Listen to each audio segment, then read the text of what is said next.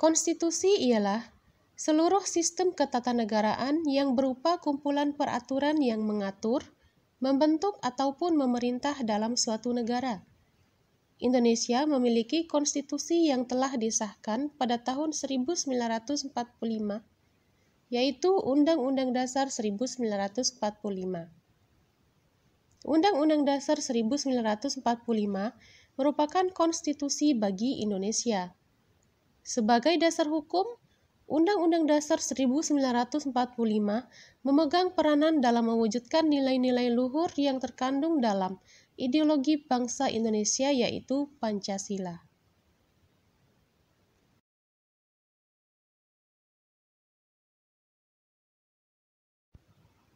Undang-Undang Dasar memiliki sifat statis atau absolut.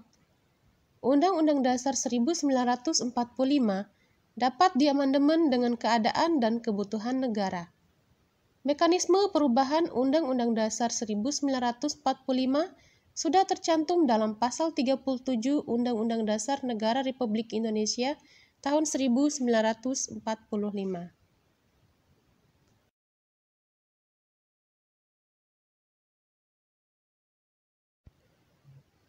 Fungsi konstitusi. Beberapa fungsi yang dimiliki konstitusi yaitu sebagai berikut: membatasi kekuasaan pemerintah agar tidak terjadinya hal sewenang-wenang yang dilakukan oleh pemerintah, agar hak-hak bagi warga negara terlindungi dan tersalurkan. Sebagai piagam kelahiran suatu negara, sebagai sumber hukum tertinggi, sebagai alat yang membatasi kekuasaan, sebagai identitas nasional dan lambang, sebagai pelindung hak asasi manusia dan kebebasan warga suatu negara.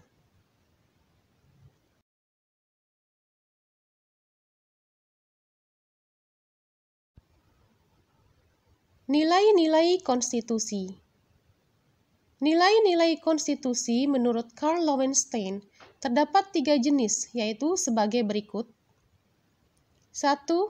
Nilai normatif konstitusi, yaitu suatu konstitusi yang resmi telah diterima oleh suatu bangsa dan bagi mereka, konstitusi itu bukan saja berlaku dalam arti hukum, tetapi juga merupakan suatu kenyataan dalam arti sepenuhnya diperlukan dan efektif. Konstitusi itu dilaksanakan secara murni dan konsekuen. 2. Nilai nominal, yaitu suatu konstitusional menurut hukum yang berlaku, namun tidak sempurna. Dalam ketidaksempurnaan yang disebabkan pasal tertentu tidak berlaku atau tidak seluruh pasal yang terdapat dalam sebuah konstitusi berlaku untuk seluruh wilayah negara. 3. Nilai semantik, yaitu suatu konstitusi yang berlaku sebagai suatu kepentingan penguasa. Kekuasaan mobilisasi penguasa menggunakan konstitusi sebagai alat pelaksanaan kekuasaan politik.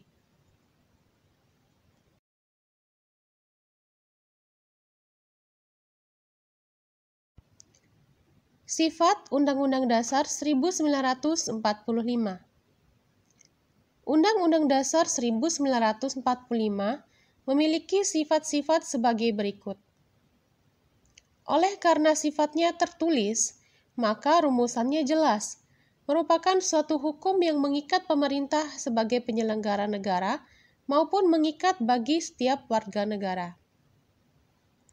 Sebagaimana tersebut dalam penjelasan Undang-Undang Dasar 1945, bahwa Undang-Undang Dasar 1945 bersifat singkat dan supel, memuat aturan-aturan yaitu memuat aturan-aturan pokok yang setiap kali harus dikembangkan sesuai dengan perkembangan zaman, serta memuat hak asasi manusia. Memuat norma-norma, aturan-aturan, serta ketentuan-ketentuan yang dapat dan harus dilaksanakan secara konstitusional. Undang-Undang Dasar 1945 dalam tertib hukum Indonesia merupakan peraturan hukum positif yang tertinggi. Di samping itu juga sebagai alat kontrol terhadap norma-norma hukum positif yang lebih rendah dalam hierarki tertib hukum Indonesia.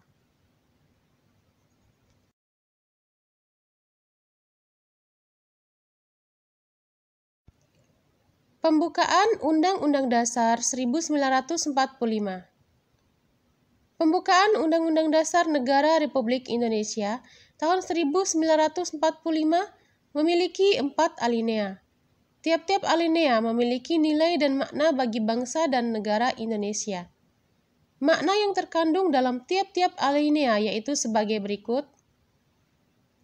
Alinea pertama, isi alinea pertama pembukaan Undang-Undang Dasar Negara Republik Indonesia tahun 1945 yaitu bahwa sesungguhnya kemerdekaan itu ialah hak segala bangsa dan oleh sebab itu, maka penjajahan di atas dunia harus dihapuskan karena tidak sesuai dengan peri kemanusiaan dan peri keadilan.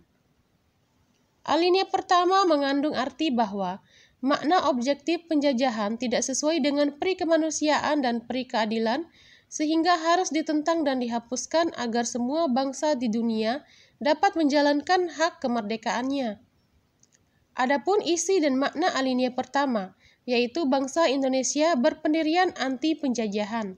Bangsa Indonesia berpendirian bahwa kemerdekaan merupakan hak bagi seluruh bangsa. Keinginan bangsa Indonesia untuk merdeka, serta bangsa Indonesia bertekad untuk berjuang menentang segala bentuk penjajahan dan mendukung setiap kemerdekaan bangsa-bangsa lain.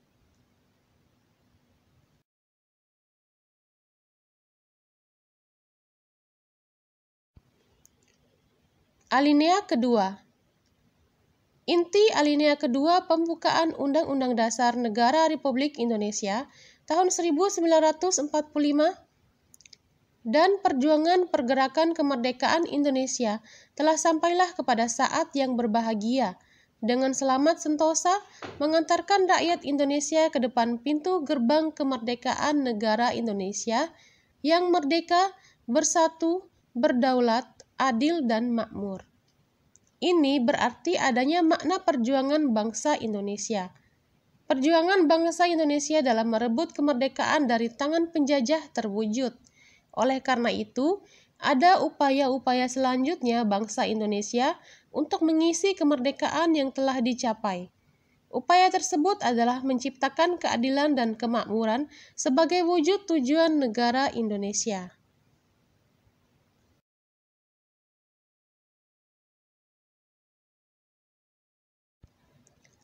Alinea ketiga. Bunyi alinea ketiga pembukaan Undang-Undang Dasar Negara Republik Indonesia tahun 1945 atas berkat rahmat Allah yang Maha Kuasa dan dengan didorongkan oleh keinginan luhur supaya berkehidupan kebangsaan yang bebas, maka rakyat Indonesia menyatakan dengan ini kemerdekaannya. Makna dari isi alinea ketiga sama dengan teks proklamasi.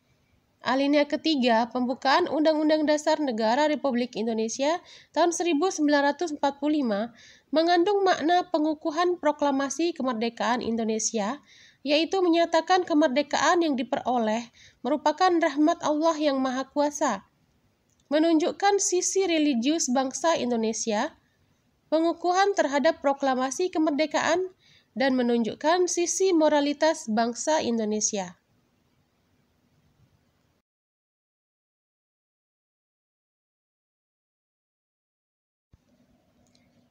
Alinea keempat.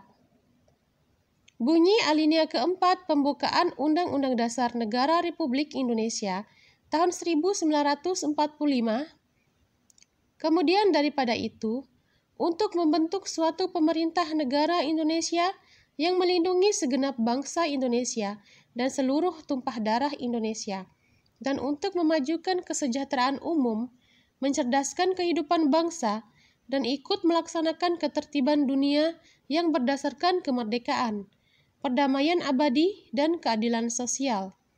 Maka disusunlah kemerdekaan kebangsaan Indonesia itu dalam suatu Undang-Undang Dasar Negara Indonesia, yang terbentuk dalam suatu susunan negara Republik Indonesia yang berkedaulatan rakyat dengan berdasar kepada ketuhanan yang Maha Esa, kemanusiaan yang adil dan beradab, persatuan Indonesia, dan kerakyatan yang dipimpin oleh hikmat kebijaksanaan dalam permusyawaratan perwakilan, serta dengan mewujudkan suatu keadilan sosial bagi seluruh rakyat Indonesia.